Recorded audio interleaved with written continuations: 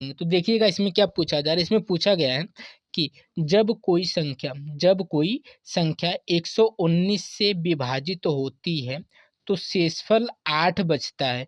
उसी संख्या को 17 से विभाजित किया जाए तो शेष क्या बचेगा, यही बताना है। आरपीएफ एसआई में पूछा गया क्वेश्चन है ना। तो उसने साफ साफ कहा यदि हम किसी संख्या को 119 से विभाजित करते हैं तो शेषफल कितना बचता है, 8 बचता है। यदि उसी संख्या को हम 17 से विभाजित करें तो शेषफल क्या बचेगा, वही हमें बताना। तो जब भी इस टाइप का प्रश्न पूछेगा आपको करना क्या है कि जिससे पहले भाग दिया है ना, 119 से भाग दिया, संख्या तो पता नहीं, संख्या छोड़िए, लेकिन भाग पहली बार किससे दिया है, 119, उसी से आप क्या करिए ना, उसमें सीधा जिससे बाद में भाग करने के लिए कह रहा है ना, उसी से उसमें भाग कर दीजिए। तो 17 से यदि आप 119 में भाग करेंगे तो 17 7 119, 7 बार में क्या हो जाएगा, पूरा पूरा कट जाएगा। यदि ऐसी कंडीशन हो जाए तो आपको क्या करना है, डायरेक्ट जिसमें जो शेषफल बचा उसमें आप भाग लगा देंगे। यानी आपको 17 से किस में भाग लगाना है, 8 में भाग लगाना। एक चीज़ नोट करिए कि जिससे हम भाग देते हैं और जिसमें हम भाग देते हैं, यदि जिसमें हम भाग देते हैं वो छोटा है तो वही हमारे लिए क्या हो जाता है, आंसर हो जाता है। वही हमारे लिए क्या हो जाता है, आंसर हो जाता है। यानी इसका डी वाला ऑप्शन क्या हो जाएगा, एकदम सही हो जाएगा। आगे देखिएगा अगला प्रश्न, ये देखिए विभाज्यता के नियम से, है ना। हर टाइप का प्रश्न एक एक प्रश्न ही लिया गया है, यानी 4 टाइप 4 प्रश्न रहेंगे, है ना। तो देखिए इसमें क्या पूछा है, 1369 को 9 से विभाजित करने पर शेषफल क्या प्राप्त होगा, यही बताना। यानी ये विभाज्यता के नियम से पूछा गया। यदि आप इसको चाहें तो इनका क्या कर लें, योग कर लें, क्योंकि 9 की विभाज्यता का नियम ही होता है यदि अंकों का योग यदि 9 से पूरा कट जाए तो वही क्या हो जाएगा, 9 से संख्या पूरी पूरी कट जाती है। तो एक काम करिए, यदि आप इसको ऐड करके 9 से भाग लगा देंगे तो जितना कटेगा और जितना बच जाएगा वही हमारे लिए क्या हो जाएगा, शेषफल हो जाएगा। यदि आप इसको जोड़ेंगे तो कितना हो जाएगा, 9 और 9 में 6 ऐड करेंगे तो 9 6 कितना हो जाएगा, 15, 15 3 18, 18 1 19। यदि आप 19 में 9 से भाग करेंगे तो कितनी बार में कटेगा, 9 दूना 18, एक क्या बच जाएगा, शेष बच जाएगा। लेकिन इसको आप डायरेक्ट कर सकते थे। डायरेक्ट कैसे कर सकते थे, यानी बिना जोड़े भी इसको कर सकते थे। बिना जोड़े हम कैसे कर सकते थे, भाग किससे लगानी है, 9 से लगानी। तो अब सीधा इन अंकों को देखिए, इन अंकों में सीधा 9 से 9 को क्या करिए, काट दीजिए। 6 और 3 जोड़ेंगे तो कितना होता है, 9 होता है। फिर 9 बन गया, 9 से 9 क्या करिए, काट दीजिए।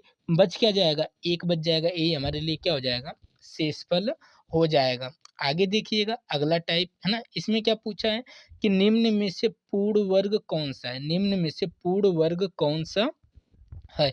यदि आप देखेंगे कि इसमें सीधा पूछा है कि जो नीचे दिए गए ऑप्शन है ना, इसमें जो पूर्ण वर्ग है उसी को क्या करना है, बताना है। तो पूर्ण वर्ग निकालने से पहले एक बात को नोट करिएगा, यदि कोई संख्या पूर्ण वर्ग है, यदि कोई संख्या पूर्ण वर्ग है तो उसके लास्ट में कुछ अंक है जो नहीं आते हैं। जैसे कौन कौन से अंक है जो लास्ट में नहीं आने चाहिए, ना तो कभी लास्ट में 2 आना चाहिए, ना तो कभी 3 आना चाहिए, ना तो कभी 7 आना चाहिए और ना तो कभी 8 आना चाहिए। यदि कोई संख्या अपने आप में पूर्ण वर्ग है तो उसके लास्ट में ए वाले अंक जो है ना, कभी भी नहीं आते। मतलब ना तो कभी 2 लास्ट में आएगा, ना तो कभी 3 आएगा, ना तो कभी 7 आएगा, ना तो कभी 8 आएगा। यदि आप इसमें देखेंगे तो लास्ट में क्या आया है, 2 आया है। यह वर्ग नहीं हो सकता।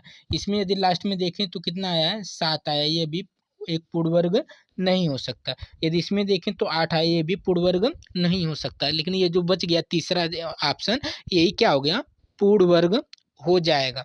तो ऐसे ऐसे क्वेश्चन है जो कुछ ही सेकंडों में लग सकते हैं। आगे देखिएगा अगला टाइप और आखिरी टाइप, क्योंकि 4 टाइप के ही प्रश्न बार बार पूछे गए हैं संख्या पद्धति से, है ना। कौन कौन से प्रश्न पूछे गए ये आप लोगों ने देख लिया है। तो देखिएगा इसमें क्या पूछा है, 64 फैक्टोरियल में अनुगामी 64 फैक्टोरियल में अनुगामी शून्यों की संख्या ज्ञात करिए।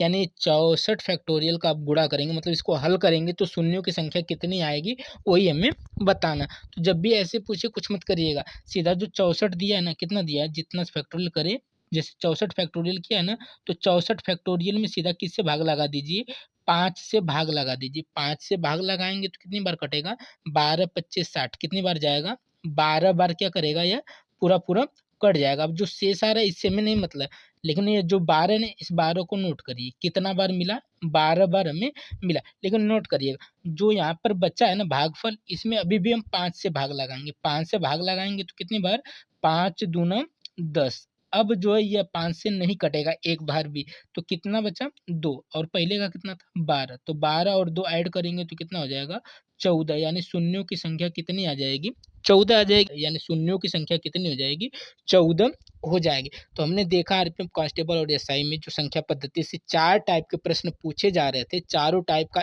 एक एक प्रश्न हमने देख लिया।